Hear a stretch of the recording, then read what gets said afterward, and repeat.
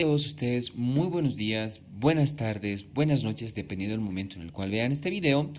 Vamos a continuar con los temas correspondientes a ginecología con sangrado uterino normal. Bueno, para empezar con los trastornos, vamos a recordar la definición de menstruación, que es: la menstruación es una hemorragia cíclica que se produce en la mujer en época de madurez sexual, acompañada de la eliminación de la capa funcional del endometrio. ¿Sí?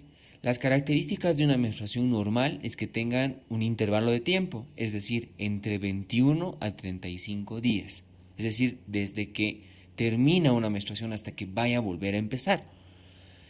Tenemos el tiempo de la regla, es decir, la duración del periodo de sangrado, que tendría que ser de 2 a 7 días. La cantidad tiene que ser aproximadamente entre 50 a 120 mililitros de sangre que se pierde en la menstruación. Por lo tanto, en relación al intervalo, si hay una menstruación que ocurre antes de los 21 días, se va a llamar polimenorrea. Es decir, al haber un acortamiento del intervalo se van a producir más menstruaciones en un determinado tiempo. Por eso se le llama polimenorrea. Y todo lo contrario, si ocurre más de 35 días, se denomina oligomenorrea.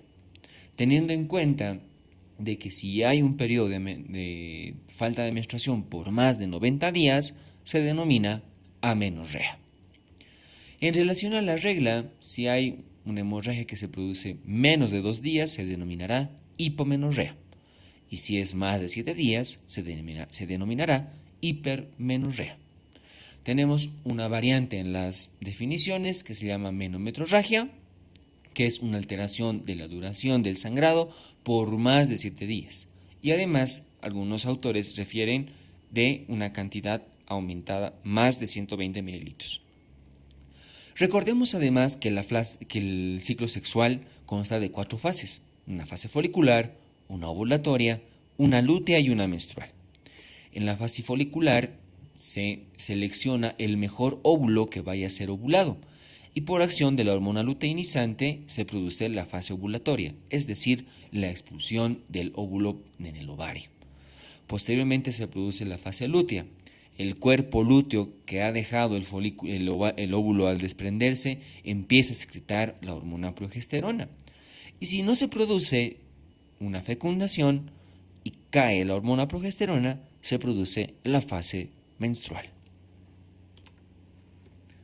Pregunta: ¿la menstruación que consiste en un acortamiento del intervalo menstrual inferior a los 21 días se denomina hipermenorrea, hipomenorrea, polimenorrea, oligomenorrea o menometrorragia? Bien, empezamos con la primera alteración al ciclo monofásico, que se llama polimenorrea. La polimenorrea es el intervalo acortado menor a 21 días, en el cual la principal alteración se encuentra en la fase lútea del ciclo sexual. Es decir, hay un acortamiento de la fase lútea. No es exclusiva. También se pueden presentar alteraciones en la fase folicular, pero en menos proporción. Es la fase lútea la que es predominante. Y al haber una fase lútea acortada, la menstruación va a venir antes de tiempo. Por lo tanto, va a haber la polimenorrea. Dentro de las causas probables en relación a la polimenorrea, tenemos las fisiológicas, que por lo general se presentan en los extremos de la vida reproductiva, es decir, las pacientes con menarca y las pacientes con menopausia. Hiperprolactinemia: las pacientes que tienen tumor en la hipófisis secretante de altas cantidades de la hormona prolactina tienden a tener polimenorrea. Endometriosis: el hecho de que el tejido endometrial invada el ovario, hace de que haya una alteración no muy explicada hasta el momento, por el cual, si hay grandes cantidades de estrógeno, disminuye la progesterona, por lo tanto se adelanta la menstruación. Alteraciones como hipotiroidismo, también tenemos los trastornos psíquicos, las pacientes estresadas, trastornos nutricionales como anorexia, bulimia y la hipocolesterolemia. El colesterol es un precursor de las hormonas sexuales femeninas. Y si hay bajo colesterol, va a haber baja secreción, especialmente de progesterona. Y si hay baja secreción de progesterona, va a haber una alteración en la fase lútea. ¿Cómo se realiza el diagnóstico? El diagnóstico se realiza en relación a medir la temperatura basal de todo el periodo de la fase lútea, puesto que la hormona progesterona indiferentemente eleva la temperatura corporal, y encontrar disminución de la temperatura basal antes de tiempo sería parte de un probable diagnóstico. No se realiza hoy en día con frecuencia. Podemos solicitar progesterona plasmática para ver los valores de la hormona progesterona cuando éstas desciendan, y también podemos realizar una biopsia de endometrio. Por lo general, en la fase lútea se produce un endometrio proliferativo que prontamente va a ser secretor, ¿sí? Entonces, encontrar una alteración en la fase del endometrio en la biopsia de endometrio, nos daría parte del diagnóstico. Podemos además realizar otros estudios como dosificar hormona prolactina, hormonas tiroideas, realizar una ecografía ginecológica, pedir valores también de estadio de hormona luteinizante y realizar una laparoscopía exploratoria.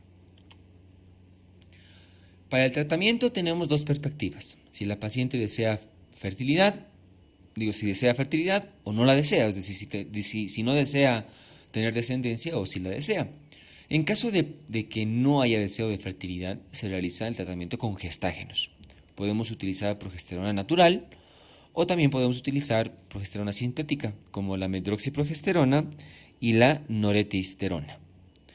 En caso de que la paciente sí desee descendencia, podemos utilizar hormona gonadotrofina coriónica humana, citrato de clomifeno, que es un inductor de la ovulación, o podemos utilizar hormona menopáusica humana con hormona gonadotrofina coriónica humana. Más a no olvidar que lo importante es tratar la causa que esté provocando la polimenorrea. De nada sirve realizar estos dos tipos de tratamiento si no tratamos la causa. Pregunta, por lo tanto, vamos a responder: la menstruación que consiste en un acortamiento del intervalo menstrual inferior a los 21 días se denomina polimenorrea. Otra pregunta: ¿en qué fase del ciclo menstrual se produce la alteración para que exista oligomenorrea? ¿En la fase folicular, fase ovular, fase lútea, fase menstrual, todas las anteriores? A lo contrario de la polimenorrea, la oligomenorrea se caracteriza por tener un intervalo de tiempo prolongado, es decir, que van a haber pocas menstruaciones en un tiempo determinado. Y la alteración en la oligomenorrea está en la fase folicular. Una fase folicular prolongada hace de que todo el restante del ciclo sexual también se prolongue. Por lo tanto, la menstruación ocurre días después o semanas después inclusive. A no olvidar que un periodo de amenorrea mayor a 90 días ya no se denomina oligomenorrea, sino simplemente amenorrea.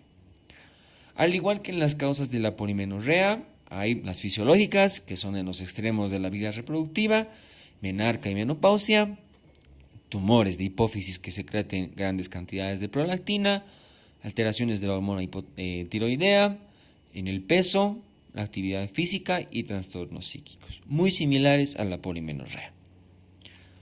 Y el diagnóstico y el tratamiento tienen una perspectiva igual, muy similar. Para el diagnóstico, medimos la temperatura basal, solicitamos hormona progesterona y hacemos biopsia de endometrio. En este caso, el endometrio va a estar netamente proliferativo, sin que esté secretor, y algunas veces está descamado porque está posterior a la menstruación, ¿no? Y al encontrar alguna alteración en la biopsia en el endometrio, va a ser parte del diagnóstico. En relación a la temperatura basal, el aumento de temperatura provocado por la progesterona no ocurra en un tiempo apropiado, sería parte del diagnóstico, y evidentemente los valores de hormona progesterona. Y el tratamiento es muy similar. Si la paciente no desea fertilidad, podemos darle anticonceptivos combinados o podemos utilizar gestógenos sintéticos como medroxiprogesterona y noretisterona.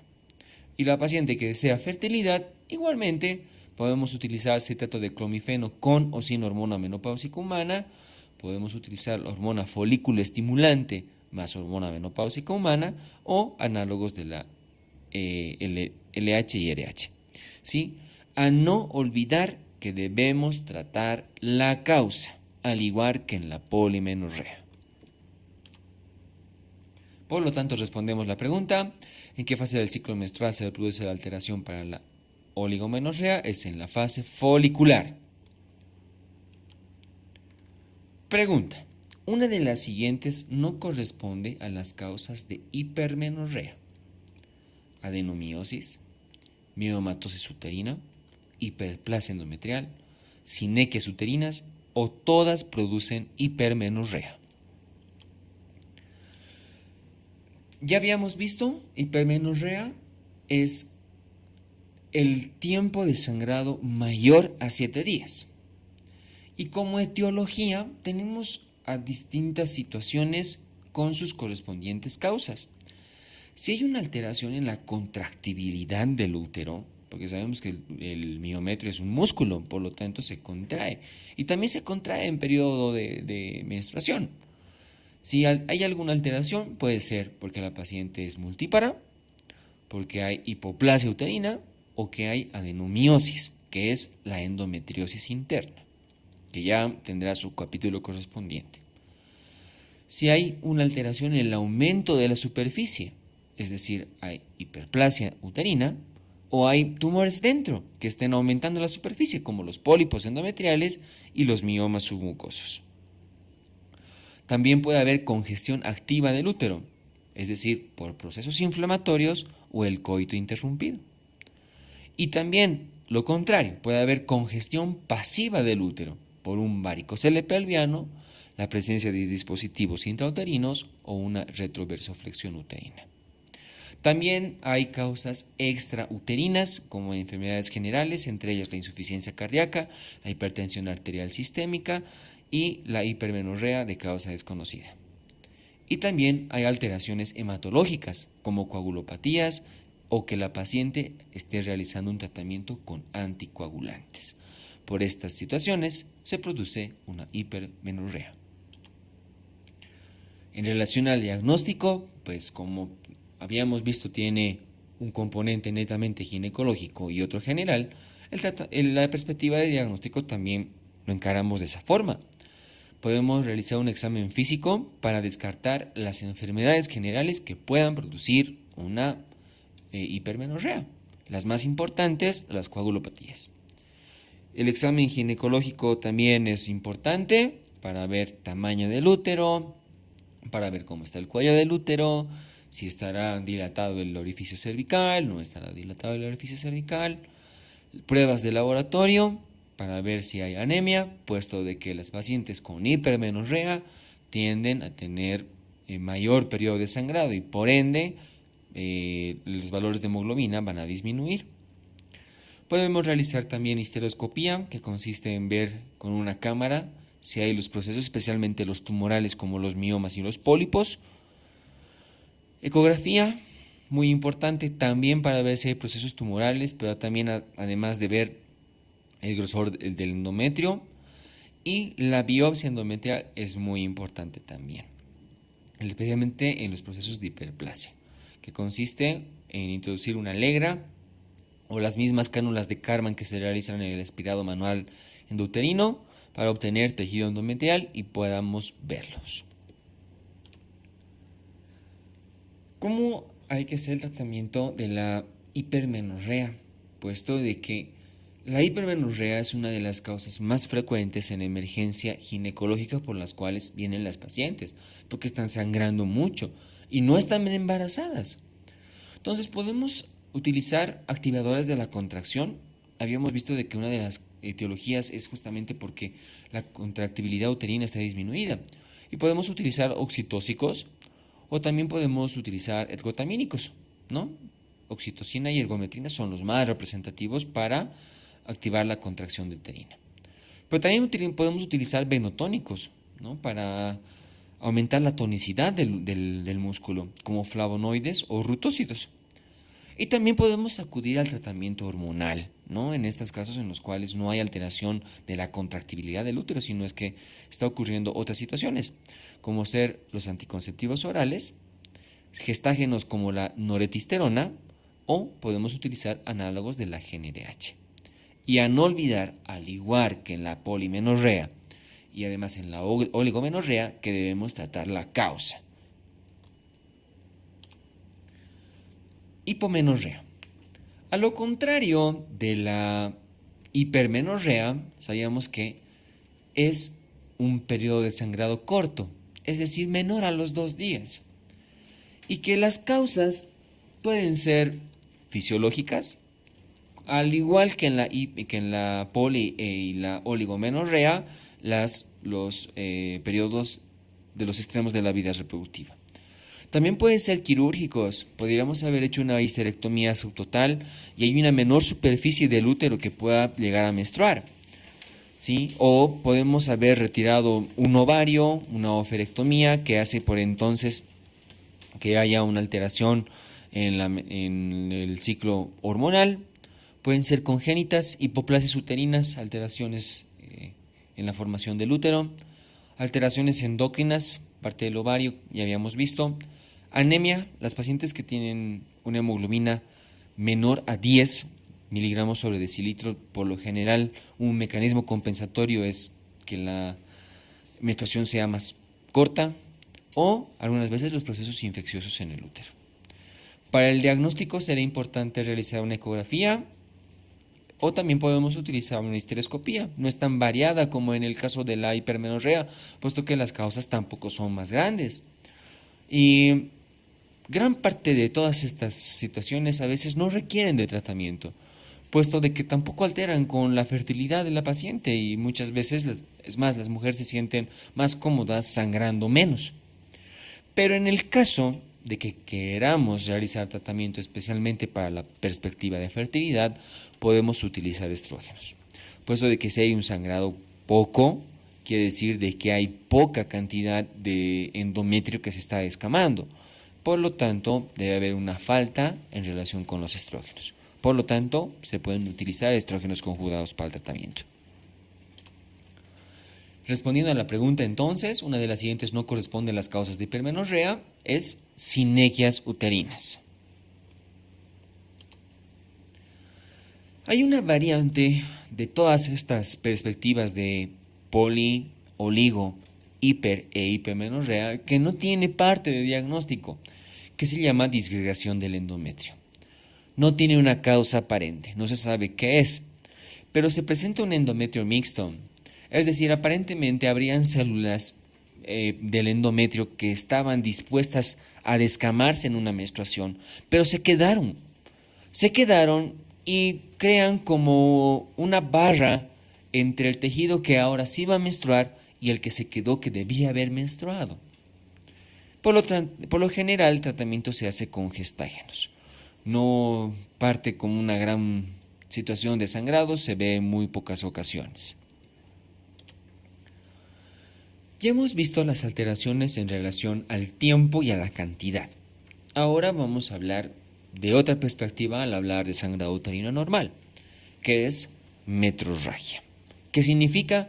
Es la hemorragia anormal proveniente del útero.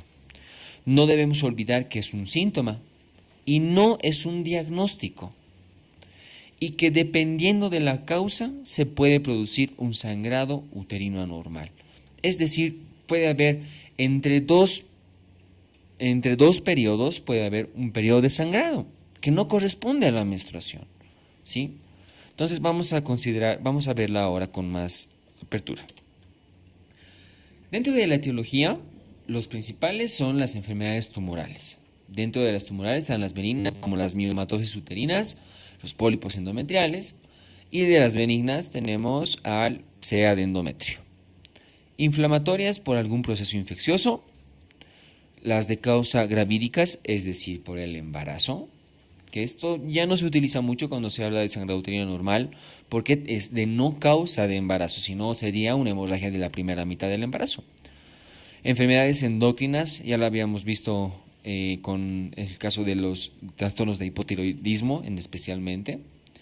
Enfermedades generales, ya habíamos visto cardiopatías, hipertensión, hemopatías como coagulopatías, la más importante, la enfermedad de von Willebrand, trastornos psíquicos como estrés, anorexia, bulimia, iatrogénicos como los dispositivos intrauterinos, traumatismos de cervix, en algunos casos en los que por realizar una especuloscopía dañamos el orificio cervical y otras.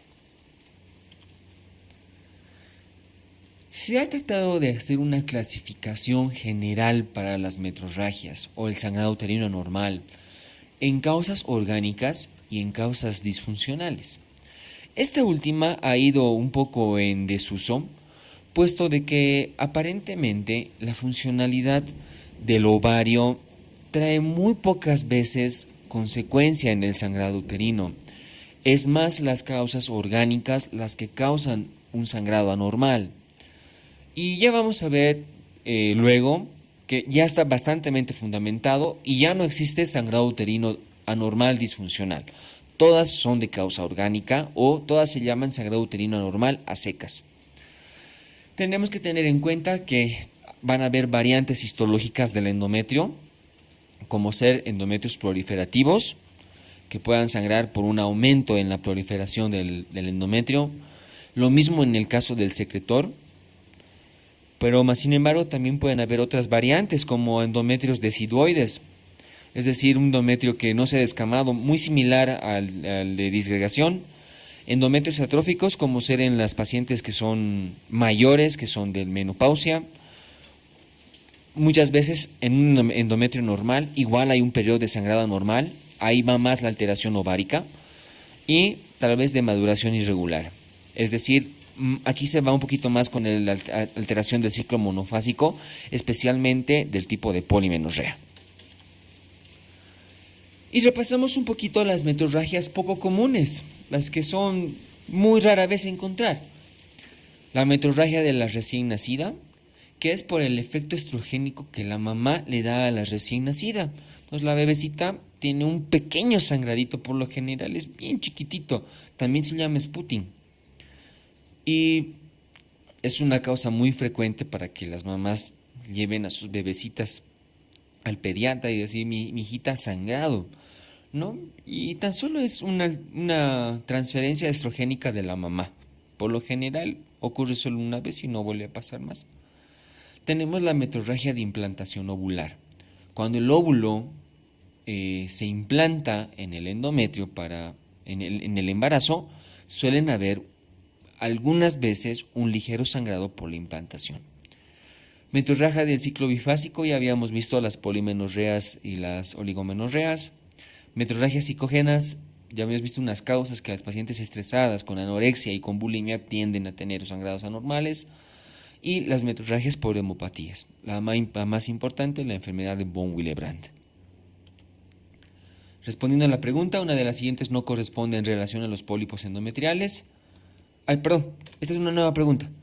Una de las siguientes no corresponde en relación a los pólipos endometriales, que son de pequeño tamaño, causan hemorragia, se relacionan con hiperplasia endometrial, el tratamiento de elección es con histeroscopía y generalmente son malignos. La Federación Internacional de Ginecología y Obstetricia publicó un nuevo sistema de clasificación para los sangrados uterinos anormales y creó el acrónimo de PALM-COEIN. Ojo, claramente dice que tiene que ser en pacientes no embarazadas y en edad reproductiva. Acá no está considerada las pacientes que son antes de la menarca o que son después de la menopausia. Y desglosando el PALM-COEIN, primero vemos PALM, de palma de la mano. Son las principales causas, son pólipos, adenomiosis, leiomiomas o procesos de malignidad y de hiperplasia. Y de COEIN, de la moneda, en la cual las alteraciones son de coagulopatías, alteraciones del ovario, de causa endometrial, pero no como hiperplasia, sino aquí más bien como hipoplasia o de tipo atrófico, ya habíamos visto. Las iatrogénicas por los dispositivos intrauterinos o por los anticonceptivos que vayamos a utilizar, o los no clasificados. De estos, evidentemente, los más frecuentes son los miomas, y como los miomas tienden a ser uno de los más importantes, tienen su acápite importante, al igual que la adenomiosis. Así que vamos a estudiar en este caso algunas de las causas de sangrado uterino anormal que no son tan frecuentes como las que tienen su acápite aparte, como ser pólipos endometriales. Los pólipos endometriales son adenomas de la capa basal del endometrio. Se producen por un pliegue y un engrosamiento del mismo y empiezan a proliferar. Por lo general son de un tamaño pequeño, aunque algunas raras veces pueden llegar a medir lo que por lo general mide el útero. Algunas de las veces también tienden a instalarse cerca del orificio cervical interno y muchas veces hasta llegan a ser ligeramente abortados. Tienen presencia de glándulas endometriales. Todo en sí, el conjunto del pólipo, tiene la misma estructura de un endometrio normal. Por lo tanto, va a tener descamación al momento de la menstruación. Por lo general es un proceso benigno. Pero muy pocas veces se vuelve maligno. Pero hay una consideración importante. Las pacientes con pólipos endometriales recurrentes son factores de riesgo para que realicen hiperplasia endometrial. Su principal clínica, metrorragia, un sangrado uterino normal. Y el diagnóstico se realiza mediante una biopsia, la cual la biopsia gran parte de las veces además es el tratamiento. Puede ser con un legrado o también puede ser con una histeroscopía, ¿no? Se extrae prácticamente todo el pólipo y al extraerlo se realiza la biopsia del mismo y se tiene tanto el diagnóstico como el tratamiento. Entonces, respondiendo a la pregunta, una de las siguientes no corresponde en relación a los pólipos endometriales y aquí es que generalmente son malignos. Esto está mal porque por lo general son benignos. Sinequias uterinas. Las sinequias uterinas, también algunas veces llamadas síndrome de Asherman, ya vamos a ver cuándo se llaman síndrome de Asherman, son adherencias endouterinas. Como podemos ver aquí en el gráfico, se han producido un pegamiento, si valga el término, entre las paredes del endometrio, que por lo general la principal causa es un raspado uterino muy prolongado o muy dañante del endometrio en los casos de aborto. Y especialmente cuando es más con legra, no tanto con la cánula de Karman. Pueden producir hipomenorrea y algunas veces producen amenorrea. El conjunto de amenorrea, adherencias endouterinas y que por lo tanto la paciente no puede embarazarse se denomina síndrome de Asherman. Si no hay la presencia de estos completos, solamente se llaman sinequias uterinas. El diagnóstico se puede realizar mediante una histerografía, ¿no? Aquí podemos ver claramente, el útero se ve como un trébol de 3 hojas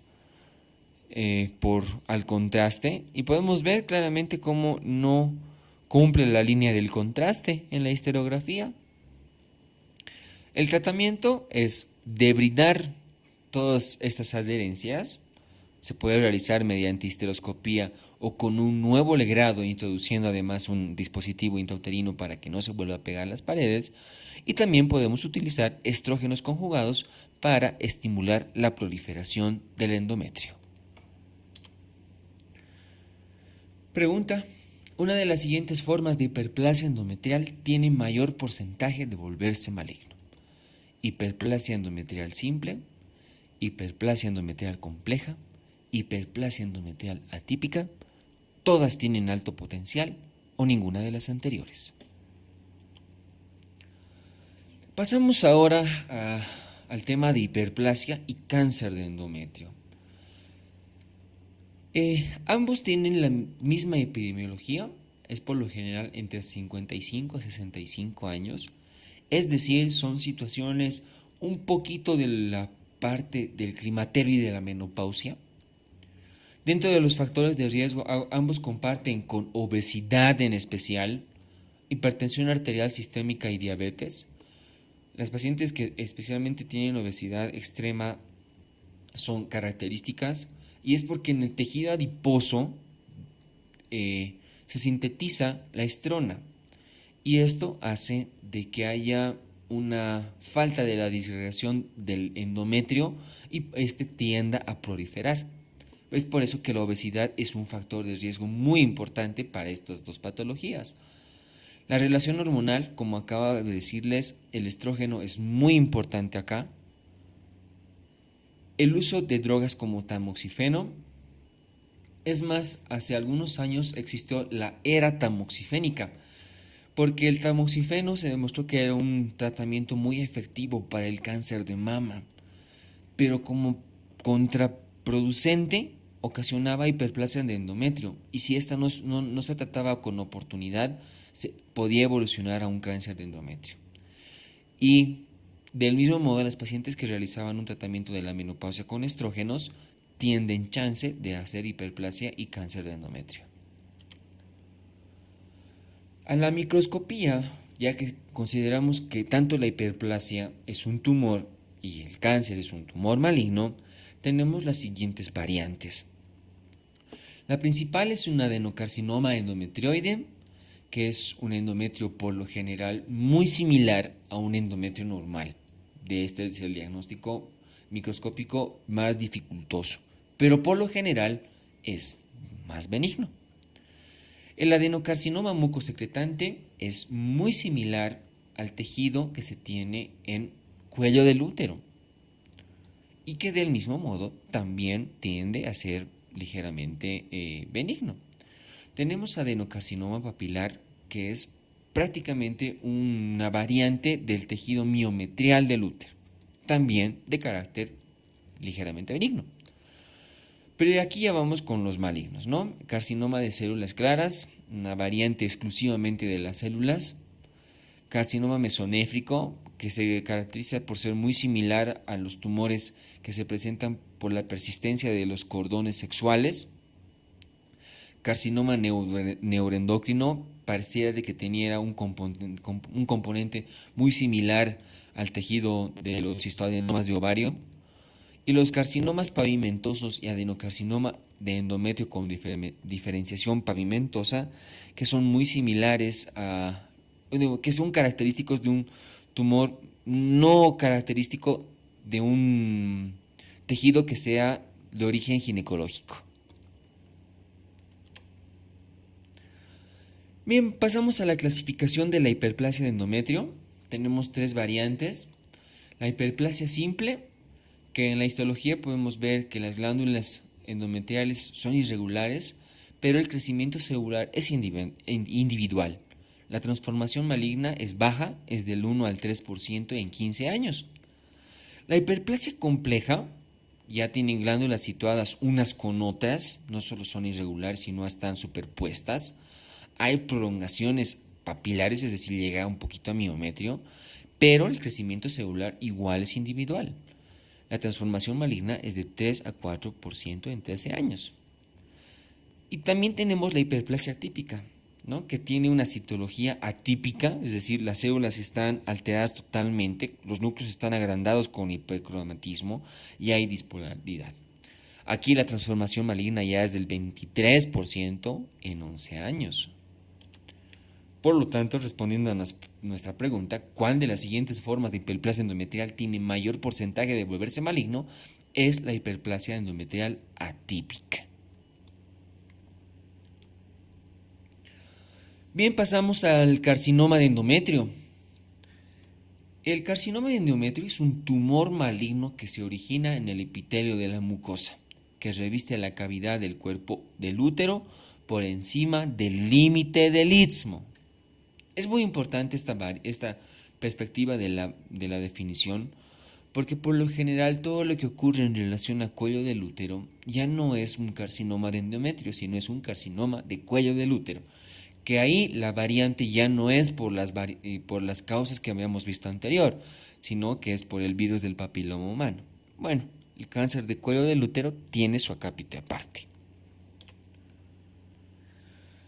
El cáncer de endometrio tiende a propagarse por tres perspectivas.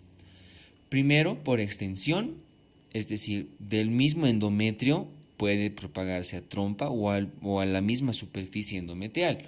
Como su nombre dice, puede ser por superficie o por profundidad, también llegando a miometrio.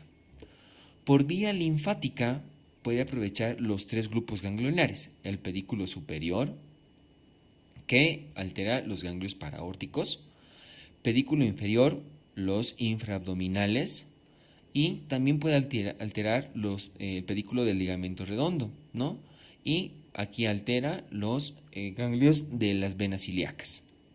También puede propagarse por vía sanguínea y puede implantarse por implantación, es decir, algún pedacito de tejido endometrial sale del útero y ¡pum!, se pega, digamos, en vagina. A esto se le ha denominado el cáncer de beso, ¿no? Una variante muy, muy extraña, pero también puede pasar. Dentro de la clínica del cáncer de endometrio va a haber la presencia de un sangrado uterino anormal, o sea, una metrorragia, y que por lo general es escasa, suele ser oscura. Algunas veces puede venir que se llama ligeramente fétida, y el hecho de que sea fétida significa de que hay un proceso infeccioso. Además, a veces puede haber un flujo blanquecino con estrías de sangre que acompaña a la metrorragia, y a veces puede haber dolor. Un dolor no con características exclusivas de un proceso cancerígeno, ¿no? Un dolor común y corriente de bajo vientre. Coincidentemente, hay otros procesos que intervienen con el cáncer de endometrio, y el principal es la hiperplasia endometrial. La misma hiperplasia no tratada se puede volver en cáncer de endometrio. Ya habíamos visto que especialmente la típica es la que más se puede volver en un cáncer de endometrio. Los procesos de miomas uterinos, los pólipos endometriales y las endometriosis pueden ser un factor. Pero ya habíamos visto también antes que otras enfermedades como obesidad, diabetes e hipertensión arterial son factores de riesgo y que coinciden con el proceso de cáncer de endometrio. ¿Cómo se realiza el diagnóstico? El diagnóstico de un proceso tumoral tiene las mismas perspectivas. También en la parte ginecológica se debe realizar un citodiagnóstico para ver la alteración celular. Esta puede ser directamente obtenida por el sangrado, se puede realizar una biopsia con una alegra, como tenemos acá. También podemos realizar una histerometría, y la histerometría tiene una perspectiva también singular, porque al introducir el histerómetro podemos percibir la característica que tiene el endometrio. Un endometrio engrosado, duro, que no permita el ingreso de la alegra, puede corresponder a un proceso maligno.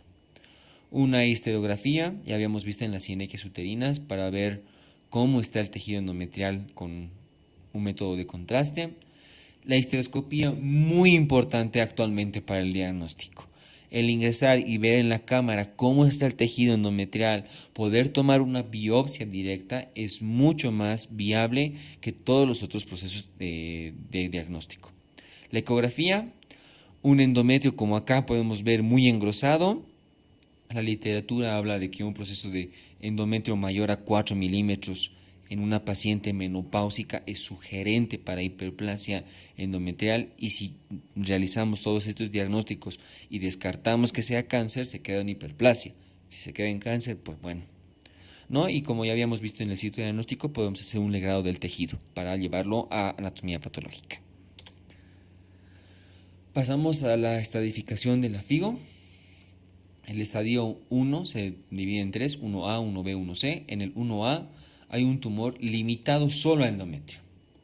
En el 1B la invasión es menor de la mitad. En el 1C la invasión es mayor de la mitad del cuerpo uterino. En el estadio 2 hay dos, el 2A y el 2B. En el 2A solamente hay compromiso de las glándulas endocervicales, pero ya en el 2B hay una invasión de cuello uterino, o sea, hay una invasión del estroma cervical. En el estadio 3, 3A, 3B, 3C, en el 3A hay metástasis a vagina. En el 3B hay un tumor que invade serosa o anexos. Y en el tumor C, de tipo 3C hay una metástasis pélvica y o a ganglios ya paraórticos. Y en el estadio 4, el 4A hay una invasión de vejiga y a mucosa intestinal. Y en el 4B ya hay una metástasis a distancia. ¿Cuál es el órgano donde más se asienta? Es el pulmón. Por lo tanto, ya cuando hay sospecha hay que realizar una radiografía de tórax, una tomografía. El pronóstico es en relación a estas variantes. A estadios bajos, mejor el pronóstico. A estadios más altos, el diagnóstico menor. La edad. Mientras más menopáusica es la dama, la mujer, peor es el pronóstico. Si el grado histológico da alguna alteración de los tipos de carcinomas o adenocarcinomas, es peor. El que invada el miometrio es un pronóstico desfavorable. Que haya la presencia de ya células alteradas en líquido peritoneal, que haya la metástasis en pulmones especialmente, y mientras el tumor sea receptor hormonal, tiene un peor pronóstico. ¿Cómo se tiene que realizar el tratamiento? En el estadio 1 se realiza una esterectomía total más anexectomía y se realiza un manguito vaginal, es decir, se secciona parte de vagina además. En el estadio 2, aparte de realizar la histerectomía total más la anexectomía y el manguito, se hace una linfadenectomía pelviana y lumboaórtica y en los casos ya del 2B ya se realiza radioterapia. En el estadio 3, por lo general tiene la misma perspectiva del tratamiento quirúrgico, sin ya la linfadenectomía, pero por lo general primero se realiza la radioterapia o a veces braquiterapia para luego realizar el tratamiento quirúrgico. En el estadio 4 ya no hay perspectiva de realizar tratamiento quirúrgico, simplemente se hace ya un tratamiento paliativo, se puede utilizar radioterapia, quimioterapia y unas veces hormonoterapia. Esta última, discutida hoy en día, no tiene una perspectiva muy acertada para el tratamiento en cáncer en general. Se realiza más el tratamiento en hiperplasia. Bien, para consolidar los conocimientos vamos a hacer dos casitos clínicos. El primero, paciente de 19 años de edad que acude a consulta ginecológica en la que refiere a la presencia de sangrado genital en escasa cantidad, sin la presencia de coágulos. Añadido al cuadro se presenta leve dolor abdominal en hipogastro de tipo cólico. No se presentan alteraciones en los signos vitales y al examen físico tampoco se encuentran alteraciones de consideración. Ante el caso expuesto, cite el diagnóstico más probable: hemorragia de la primera mitad del embarazo, miomatosis uterina, hiperplasia endometrial, pólipo endometrial o polimenorrea.